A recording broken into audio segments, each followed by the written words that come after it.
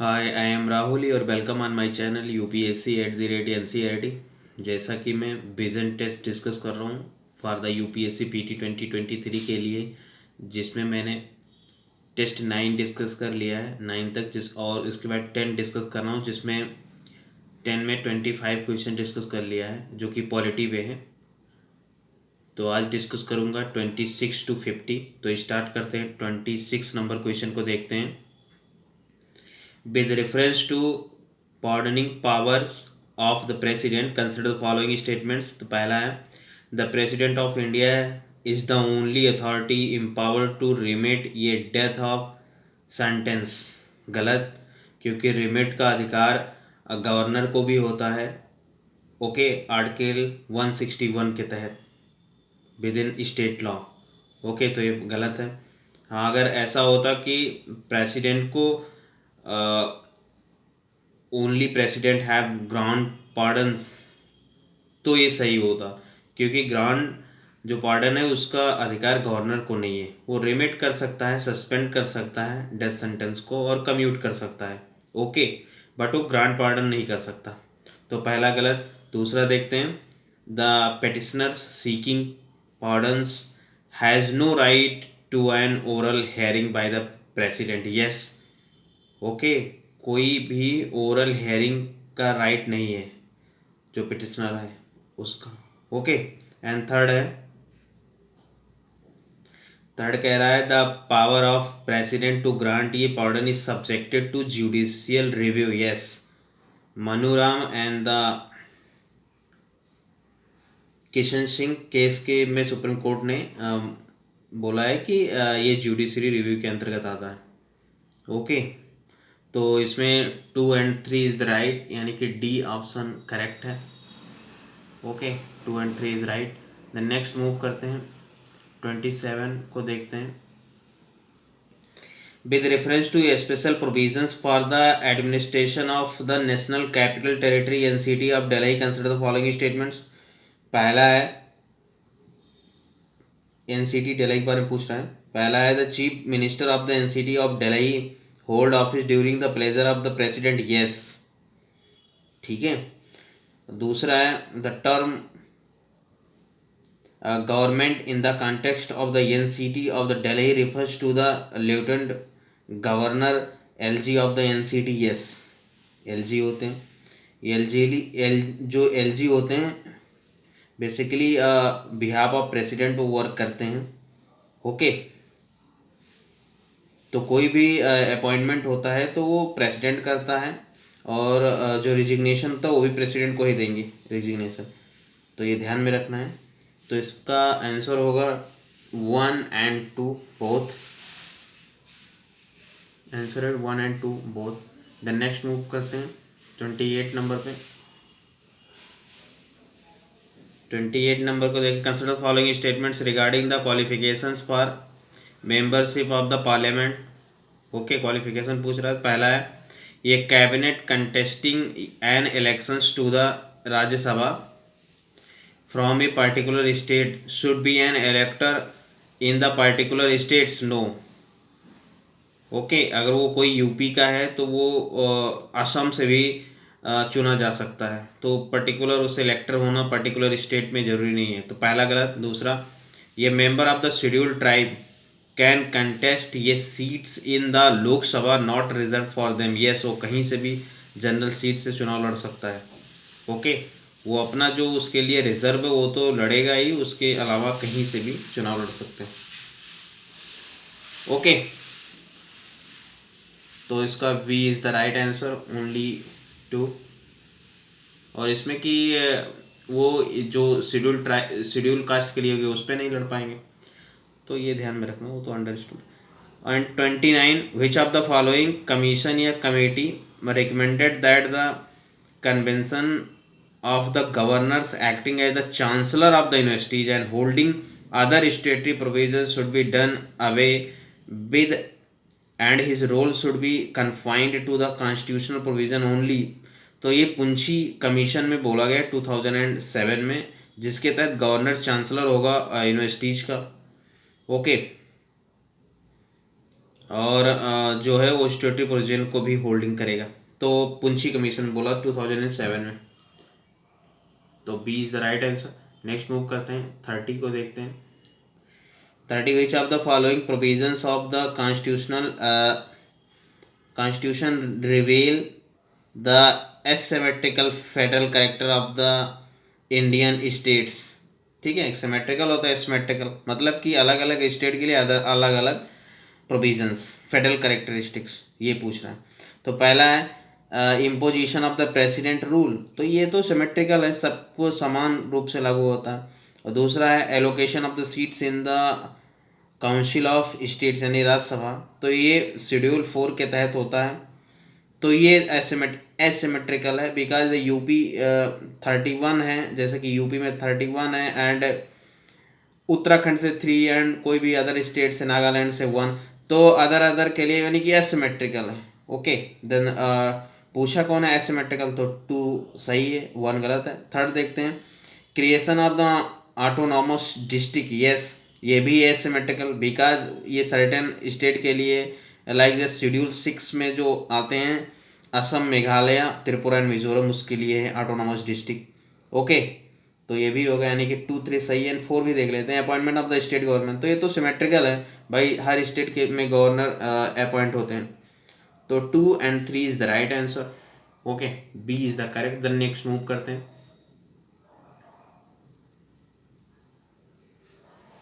Next है 31 number, consider following statements with reference to the estimate committee पूछ रहे हैं ऑफ द पार्लियामेंट। तो पहला है it can not suggest alternative policies in the order to bring about efficiency in administration as there is the no representation of minister in the committee, no इसमें minister हो सकते हैं। Okay ये कह रहा है can not suggest alternative policies in order to bring about the efficiencies in administration, there is the no representation of ministries in the committee, तो ये रॉन्ग होगा। दूसरा देखते हैं, it lacks the expert assistance of the CAG which is available to the public accounts committee, yes क्योंकि ये जो इसमें 30 मेंबर होते हैं from the Lok Sabha only, not from the Rajya Sabha, इसमें राज्यसभा से कोई मेंबर नहीं होते हैं, तो इसीलिए इसमें लैक ऑफ एक्सपर्ट असिस्टेंस होता है, तो दूसरा सही है। थर्ड है द चेयरमैन, थर्ड देखो, the chairman of the committee is appointed by the speaker from the amongst its members and he is the invariably from the ruling party, yes ठीक है। तो इसमें स्पीकर नियुक्त करेंगे, मतलब अपॉइंट करेंगे चेयरमैन को, और जो इसके चेयरमैन होंगे वो बेसिकली रूलिंग पार्टी से ही आएंगे, बस ऐसा कह रहा है। और कुछ जान लेते हैं एस्टिमेट कमेटी के बारे में। तो ये बेसिकली पोस्ट इंडिपेंडेंस में किया गया था 1950 में जॉन मथाई के रिकमेंडेशन पे, कमेटी के रिकमेंडेशन पे। इसमें ओरिजिनल तो 25 थे, लेकिन 1956 में बढ़ाकर 30 मेंबर कर दिया गया, जो कि केवल लोकसभा से आएंगे। ठीक है, तो इसका 2 and 3 is the right answer. Next move करते हैं 32।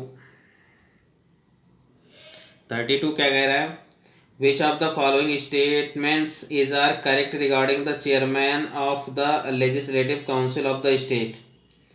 Okay, chairman of the legislative council of the state, तो पहला है his power and the functions are similar to those of the speaker in the legislative assembly, गलत, similar नहीं होता। ठीक है, लेजिस्लेटिव जो असेंबली के स्पीकर होते हैं उनके सिमिलर नहीं होता, वो इन्हें कम पावर दिया गया है। बेसिकली जो चेयरमैन होते हैं आप लेजिस्लेटिव काउंसिल के, इन्हें कम पावर है कंपेरिजन टू स्पीकर, तो पहला जो है गलत है, सिमिलर नहीं है। दूसरा he is elected by the council itself from amongst its member, yes elected होते हैं ये chairman, and he nominates a panel of the vice chairman and the deputy chairman of the council from the amongst the members, no भाई, जो vice chairman होता है वो भी elected होता है, तो तीसरा भी गलत है, यानी कि 2 is only right, then B is the correct। आप देख लो B is the correct। then next move करते हैं 33 की तरफ। 33 क्या है, इन the context of the security system provided by UIDAI for Aadhaar consider the following statements. ठीक है, तो ये वर्चुअल आईडी बेसिकली BID के बारे में बात कर रहा है। ये temporary 12 digit random number mapped with Aadhaar number. No, ये 16 डिजिट नंबर होता है जो कि मैप्ड विद आधार है। ठीक है, तो पहला गलत। दूसरा है VID यानी कि virtual ID can be use in the live of the Aadhaar number whenever eKYC services are performed. Yes, तो 2 only is the correct, B is the correct. Next move करते हैं, B करेक्ट है। तो next move करते हैं 34 क्या कह रहा है, with reference to the state legislative consider the following statement.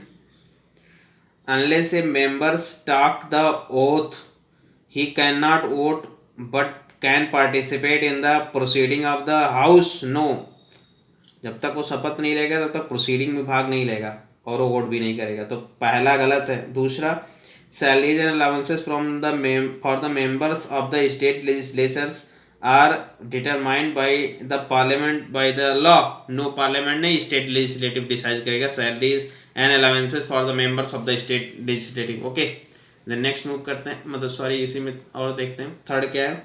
तो थर्ड क्या कह रहा है, the constitution provides for the reservation of the seats for the scheduled caste in the assembly of the each state on the basis of population ratios. Yes, population ratio के हिसाब से ही schedule caste को reservation दिया गया है। तो third is the correct answer and B is the only, वो A is the right answer, यानी कि 3 सही है तो ये सही होगा। फिर देखते हैं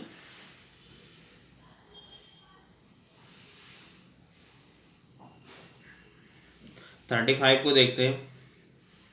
35 क्या कह रहा है, which of the following statements is not correct regarding the legislative council in ये स्टेट। ओके, लेजिस्लेटिव काउंसिल के बारे में पूछ रहा है, कौन सा सही नहीं है। तो B सही नहीं है बेसिकली, पहले देख लेते हैं फिर देखते हैं कौन कौन सही है। तो the vacant seats are filled up by the fresh elections and nominated at the beginning of the every 2 years. No, every 3rd year nominated होंगे, तो ये ध्यान में रखना है। और फिर अब देखते हैं कौन कौन सही है। The size of the council depends on the size of the assembly of the concern states. Yes, okay, क्योंकि जो लेजिस्लेटिव असेंबली की जितने सीट होंगे उसकी 1/3 से अधिक नहीं होने चाहिए। तो जैसे यूपी में है लेजिस्लेटिव असेंबली की सीट 403 यानी कि 403 एंड, तो यहाँ पे लेजिस्लेटिव काउंसिल की सीट है 100। ऐसे इंडिया में सबसे ज़्यादा वही है, यानी कि 6 स्टेट में ही मात्र है इस समय। और फिर C को देखते हैं जो कि ये भी सही है, only the 5/6 of the total members of the numbers of the members of ये legislative council are indirectly elected. Yes, ठीक है, नॉमिनेटेड किए जाते हैं, इनडायरेक्टली इलेक्टेड, सॉरी नॉमिनेटेड नहीं। बाकी जो 1/6 है वो नॉमिनेटेड है।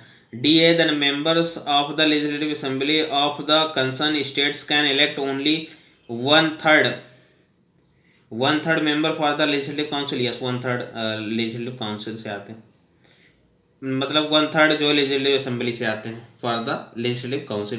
तो देख लेते हैं कौन कहाँ कहाँ से आते हैं। तो 1/3 जो है वो आते हैं लोकल बॉडी से, 1/12 आते हैं ग्रेजुएट्स से, ओके, एंड 1/12 आते हैं टीचर से, एंड 1/3 इलेक्टेड होते हैं और 1/6 नॉमिनेटेड होते हैं, यानी कि 5/6 इन डायरेक्ट इलेक्टेड होते हैं एंड 1/6 नॉमिनेटेड होते हैं।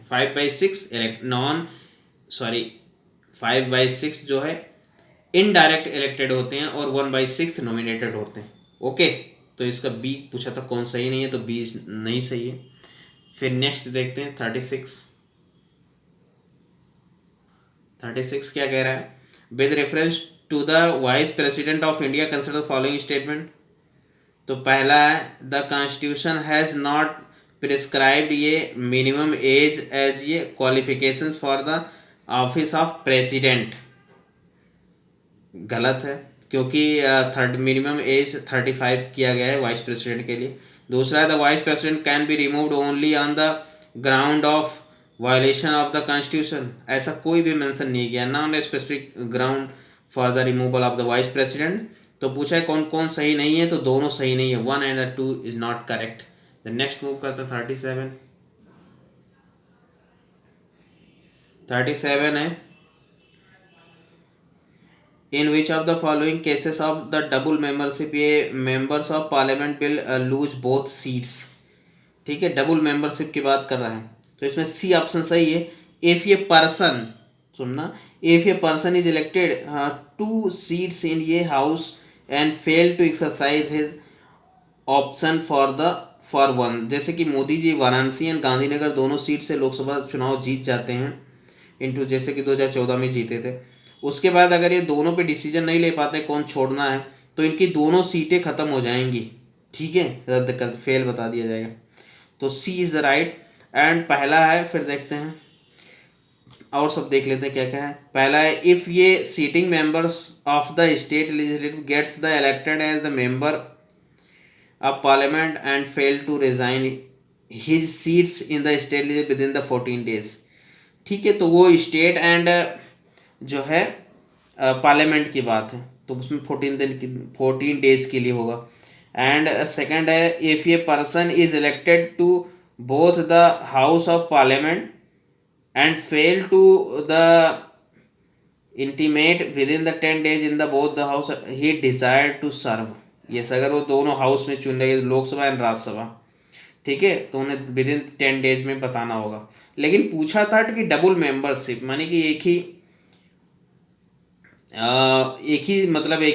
हाउस में दो दो जगह से चुन के आ जा रहे हो, उसके बारे में पूछ रहा। लूज बोथ सीट्स, वो इसमें सब में एक एक सीट लूज करेंगे, ओके। लेकिन जो वो मैंने मोदी जी का एग्जांपल दिया उसमें दोनों सीट लूज कर जाएंगे, और सभी में अगर वो स्टेट लेजिस्लेटिव में और पार्लियामेंट में गया तो उसकी स्टेट लेजिस्लेटिव की जो पहले सीट थी वो हो जाएगी रद्द। जैसे कि राज्यसभा में था, लोकसभा में आया तो राज्यसभा वाली चली जाएगी, okay.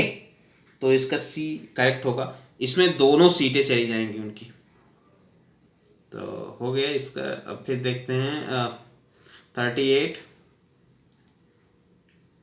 Consider following statements with reference to the passage of the ordinary bill in the parliament.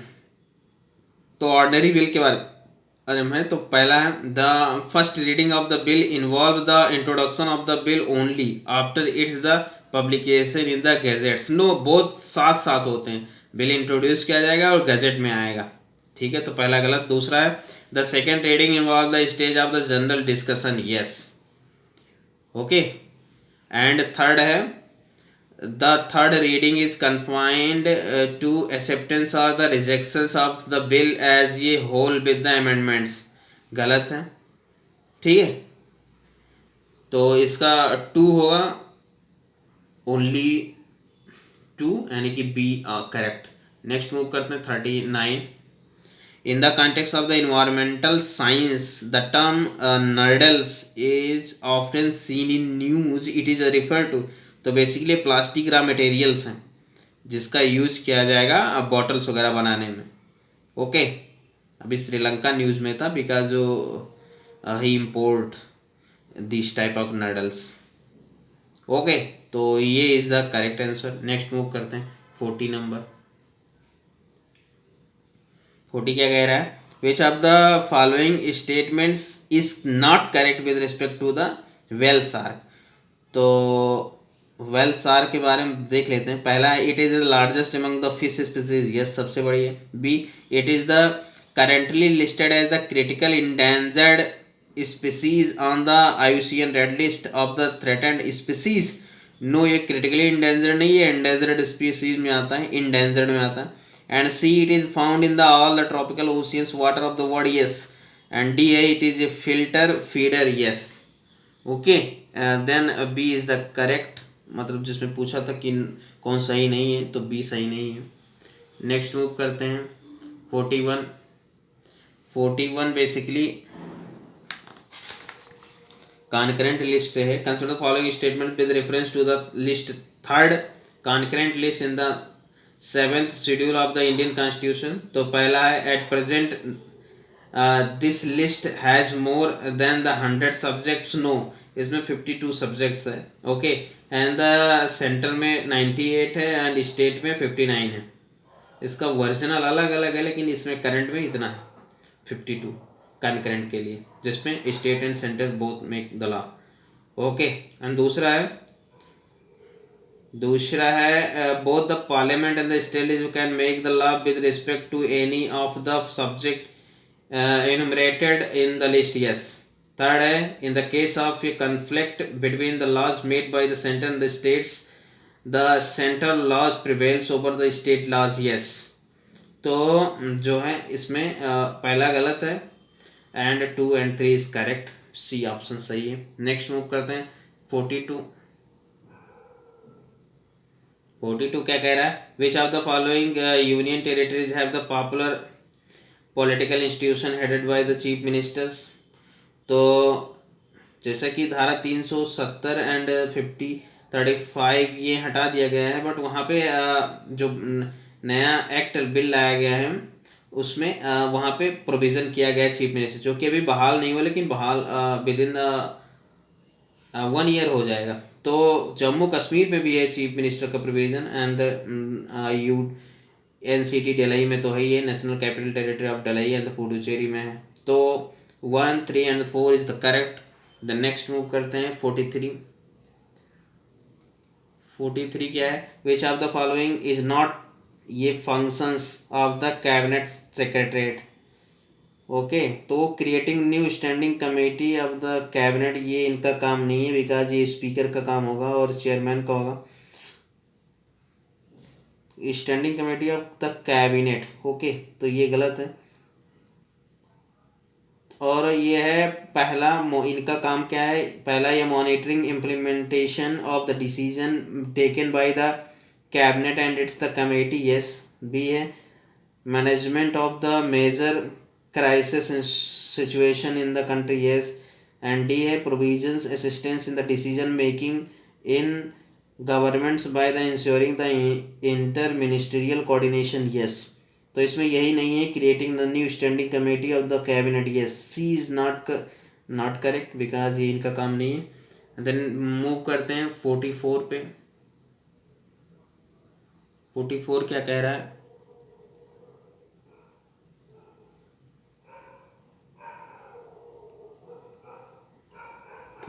है कंसिडर फॉलोइंग स्टेटमेंट्स।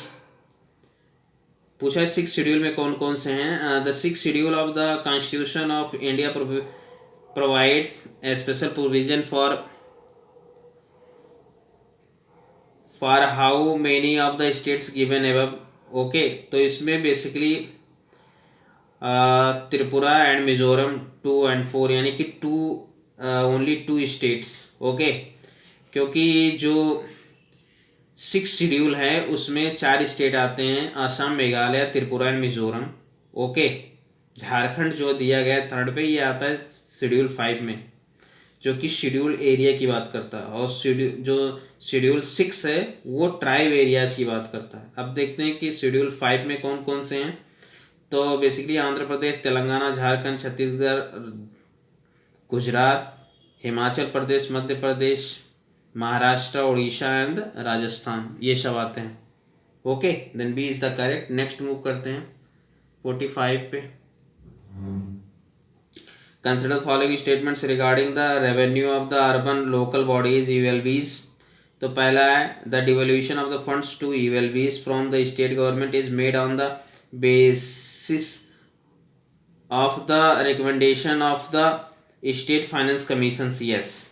दूसरा है यूएलबीज यानी कि urban local bodies can raise loans from the financial institution only with the prior approval of the central governments, no, prior approval of the state governments, क्योंकि state के अंतर्गत आते हैं local bodies, okay. Then A is the correct. Next move करते हैं, A correct. Next 46 पे देखते हैं, which of the following statements is correct regarding the office of the speaker and the deputy speaker. तो डी करेक्ट है, क्योंकि इसमें कहा गया है Ananta Sayanam Ayyangar was the first deputy speaker of the Lok Sabha, yes. और स्पीकर थे जीवी मलवांकर, फर्स्ट स्पीकर थे ये। अब देखते हैं कौन कौन गलत है और इसमें कौन कौन सही होंगे। ये में Frederick Whyte was the first elected no in 1919 act के तहत 1921 में इस्टेब्लिश किया गया था ये दोनों को। तो वहाँ उस समय अपॉइंट होते थे, इलेक्टेड नहीं होते थे। तो पहला गलत है। दूसरा है the institution of the speaker and the deputy speaker originate under the provision of the government of India act 1935 no ये 1919 के तहत था, तो दूसरा भी गलत है। थर्ड है Vithal bhai J Patel was the first appointed deputy speaker of the central legislative assembly no Shashinath Sinha थे, तो सभी गलत है, यानी कि पूछा था कौन सही है तो डी सही है। Okay, D is the correct, देख लो डी। द नेक्स्ट मूव करते हैं 47 with reference to the administration of the schedule areas consider following statements. तो पहला है the power to amend the constitution provision for the administration of the schedule area okay in any state is vested with the parliament. Yes, schedule area के बारे में parliament के पास power है। And दूसरा है the legislatures of the state having a schedule area can only increase but not decrease in the size of the schedule. ये schedule area no इन्हें कोई भी अधिकार नहीं है इंक्रीज डिक्रीज करने का, ये प्रेसिडेंट करेंगे, तो दूसरा गलत है। तीसरा क्या कह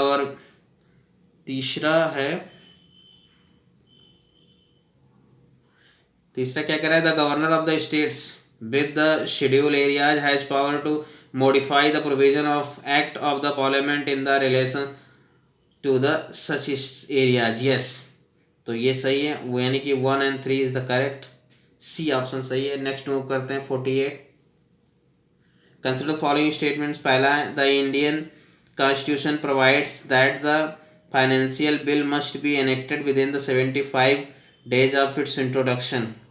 गलत, ठीक है, क्योंकि कॉन्स्टिट्यूशन ऐसा कुछ प्रोवाइड नहीं कराता कि 75 डेज के अंदर होना चाहिए। ये provisional collection of the taxes act of 1931 के तहत है। ओके, तो पहला गलत। दूसरा है unlike the appropriation bill the amendment seeking to reject और रिड्यूस ये tax can be moved in the case of the finance bill. Yes, okay, तो 2 सही है, ओनली टू यानी कि बी ऑप्शन सही है। नेक्स्ट मूव करते हैं 49 में क्या कह रहा है। 49 में कह रहा है which of the following departmental standing committee jurisdictions comes under the Lok Sabha. कौन से डिपार्टमेंटल स्टैंडिंग कमेटी है जो लोकसभा के अंतर्गत आते हैं। तो पहला है committee on the food consumer affairs and the public distribution. Yes, ये लोकसभा में आता है। दूसरा है committee on labour. Yes, committee on the railways. Yes, ये सभी आता है, लेकिन होम अफेयर्स जो है वो राज्यसभा में आता है, और राज्यसभा में कुछ और आते हैं जैसे family welfare, science, tech, environment, transport, tourism, culture, ये सभी राज्यसभा में आते हैं। ठीक है, तो सी सही है 1 2 3 जो कि लोकसभा के डिपार्टमेंटल स्टैंडिंग कमेटी है, देख लो, C is the correct. Next move करते हैं 50 में who is the chairman of the national water resources council. तो ये बेसिकली प्राइम मिनिस्टर ही होते हैं। ओके, इस प्रकार 50 क्वेश्चन समाप्त होता है। फिर नेक्स्ट मिलते हैं 51 to 75। Thank you very much.